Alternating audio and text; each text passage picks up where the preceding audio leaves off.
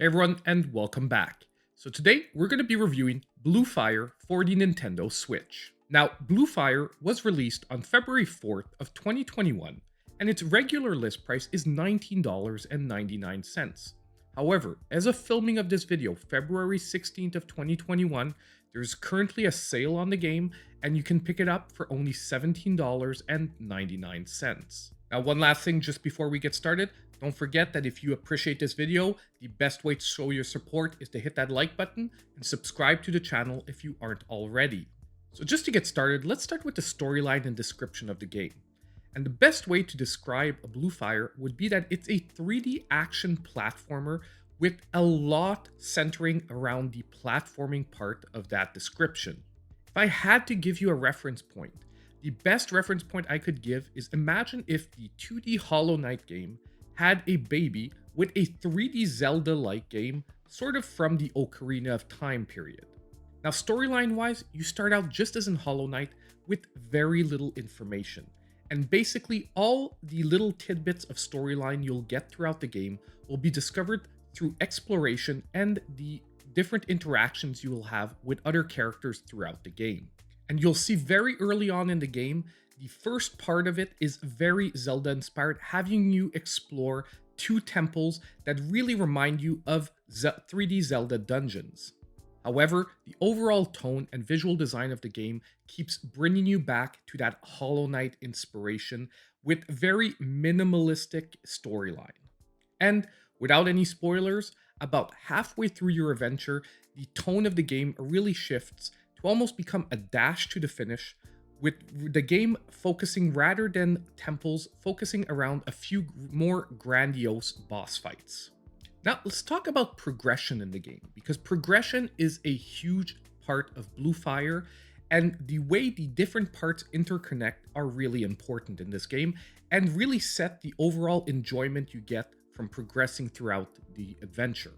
So as I mentioned earlier, the early progression in the game really comes from the completion of the first two temples.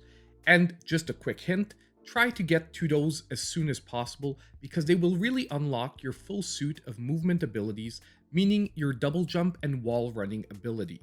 And it's really at that point that the game opens up and the enjoyment, I would say, kicks up an extra level. However, early on in the adventure, you will encounter what are called voids.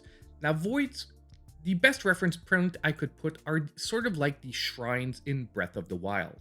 They will offer you basically challenges, however, these will always be strongly emphasizing platforming abilities. And basically, if you complete these shrines, you'll unlock a new heart container, increasing your overall sort of HP bar. However, this isn't the only function of voids, because even if you can complete the challenge, you'll be collecting what are called void souls. And further on, they will become extremely important for progression throughout the game. Now, later on in the game, progression comes all through collecting the different spirits. And spirits basically will either enhance innate abilities that you already have, or give you access to new abilities, such as an extra jump, so going from a double to a triple jump, a second dash before you touch the ground. Some will extend your attack reach, increase your damage, and some are really totally broken, such as totally negating fall damage. And this is where the Void Souls come into play, because when you begin your adventure, you have access to equipping only 2 spirits.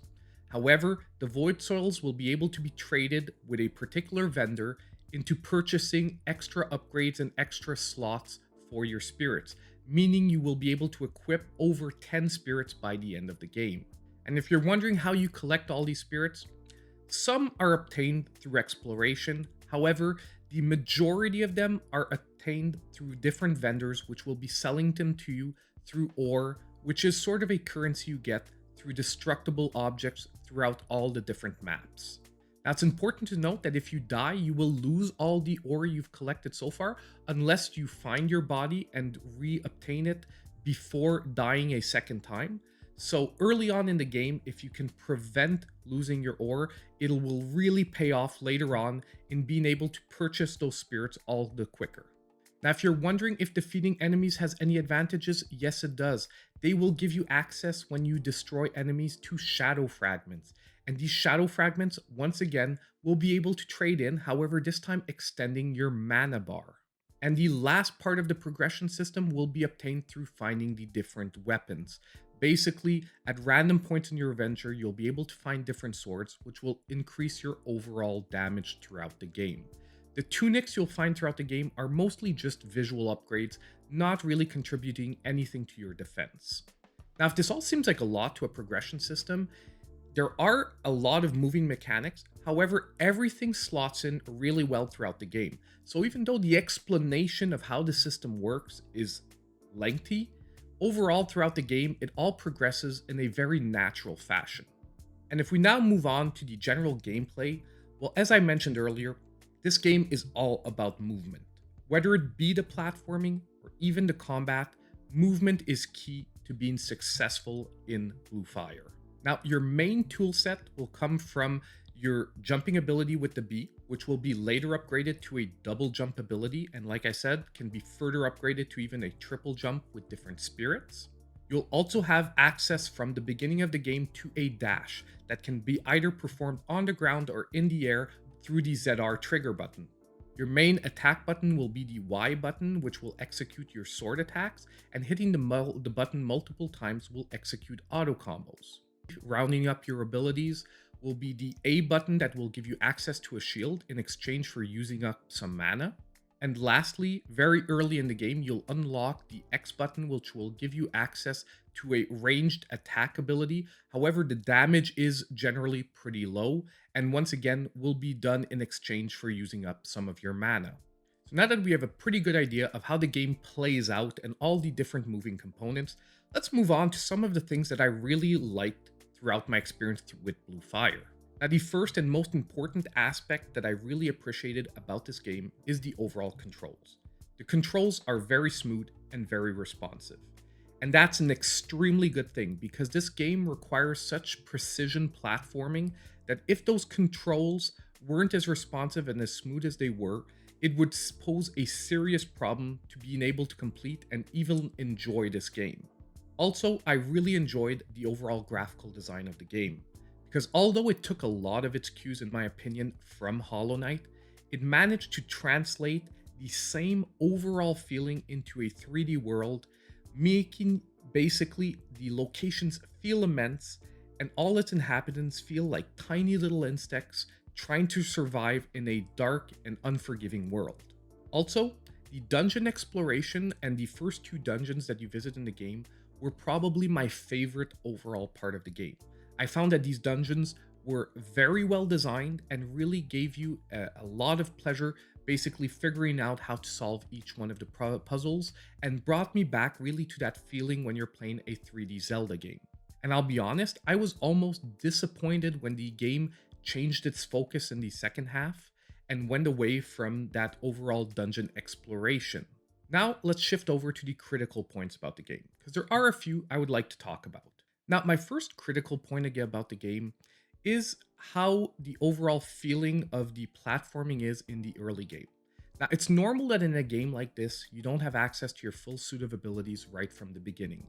However, since the game focuses so much on sort of freedom and exploration, in the early game where you don't know where you're going and you end up having to maybe backtrack a couple of times, it does feel a little bit awkward and sometimes frustrating, because even when you get to that first sort of town-like city environment, simply getting from one vendor in the city to another to try to figure out where it is that you have to go involves some very dangerous platforming. And when you're simply trying to figure out where you need to go, and you're in a sort of overall cityscape, and you're still having to execute very precise platforming, at one point I was wondering if I wouldn't get fed up with the game.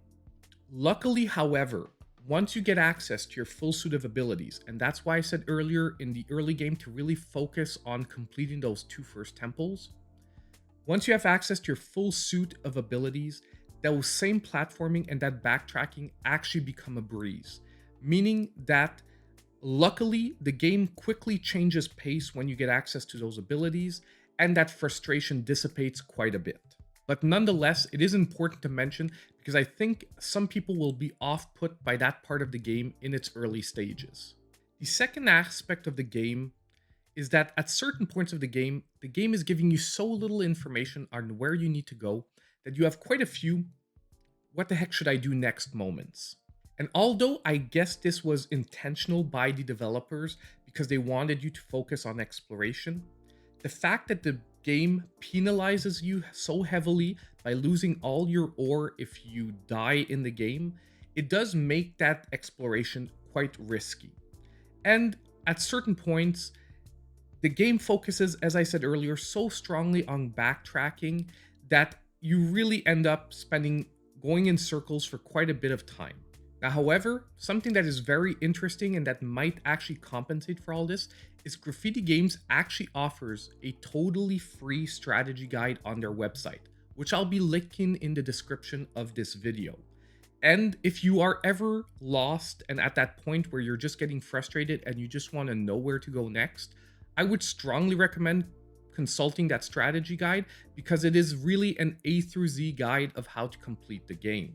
Now, although that point is appreciated, I would have rather than provide a free strategy guide on their website, they maybe put in a few extra elements into the game to help you in sort of directing your adventure. I understand you want to emphasize exploration, but maybe just a character here and there directing you to at least the right part of the world to explore next would have been appreciated. Or at the very least, give you access to an overworld map.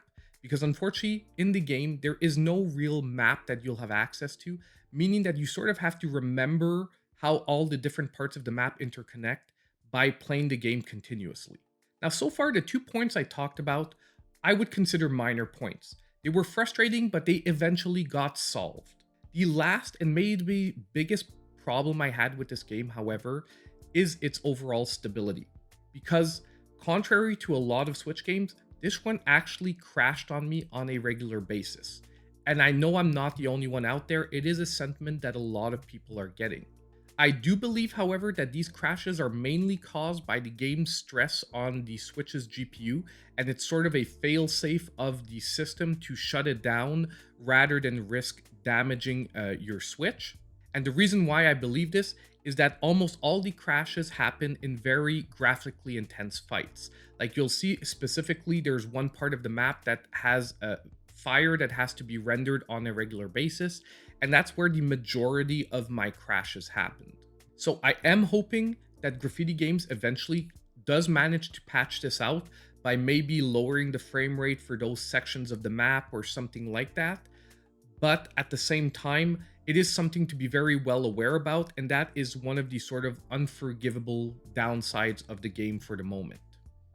Now, all that we have left is the overall verdict. And if this is the first time you're watching one of my videos, I don't give a numerical score, I give an overall statement that is my recommendation on whether you should pick up this game or not.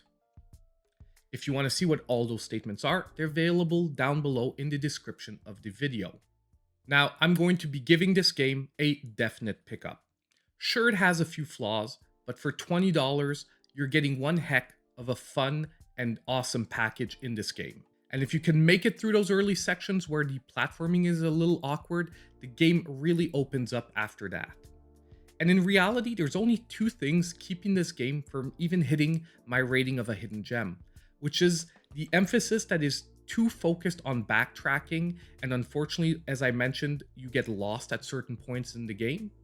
And the second point are those crashes, and that is the most important one. If that can be fixed, this game could easily become, in my opinion, a hidden gem. So that is pretty much it for my review of Blue Fire on the Nintendo Switch. If you picked up the game, I'd love to hear what you thought about it. You can leave your comments down below in the comments section. As usual, and as I mentioned at the beginning of the video, if you appreciated this review and you want to see more, please hit the like button. Don't forget to subscribe to the channel if you aren't already, and hit the notification bell so you know when all my new videos come out. And as usual, I hope I'll see you in my next video.